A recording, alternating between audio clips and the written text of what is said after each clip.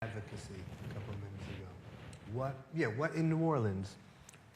So What is advocacy about now? Basically, what happened is a couple years after musicians came back, there was some real pushback from the city's leadership, and it manifests itself in higher permitting fees. It manifests itself in a couple cases of musicians being arrested for parading, I guess without a permit. And upon those arrests, we basically put our foot down and we started organizing ourselves, and we created what we eventually named the Music and Culture Coalition of New Orleans, and we started basically using it as a way to educate musicians about their rights, and it became right now we're using it to push back against a $500,000 security plan that has a surveillance element in it. It would make our over 500 alcoholic beverage outlets responsible for having surveillance cameras,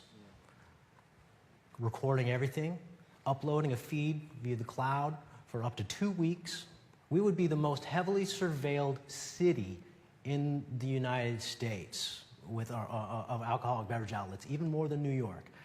Where here, I think it's restaurants or bars above a certain capacity, I think maybe 200, 250 have to have surveillance cameras, but I don't think it's any particular type, and I'm not sure how it works, but we would be the most heavily surveilled. So now it's pushed back against that because, again, it's that association. It's to control the narrative about your culture. You have to kind of push back against the imagery that's being used to market you. And some of that imagery is the idea that New Orleans music only exists, whether it's jazz or whatever it is, only exists in bars, hotels, and restaurants.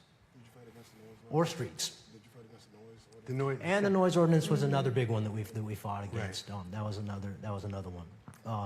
But that was all. And part of fighting back was really just about educating people what their rights are, and about, you know, here's what the letter of the law is. Here's how to push back against selective enforcement of these very vague laws. Here's when city council is meeting on these issues. Here's the numbers to call. Here's the email addresses. Tell your fan base to do the same thing. So it was a new level of activism that we hadn't before, and it got us. It's got us as close to being at the table as we've ever been. The noise ordinance one was I love though, because our slogan was "Music is not a crime." There you go. That's right.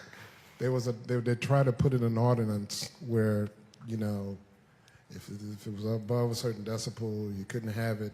And what was really funny at the time when it was going on, there was a councilwoman who had a party, and they went out to her party with a noise meter.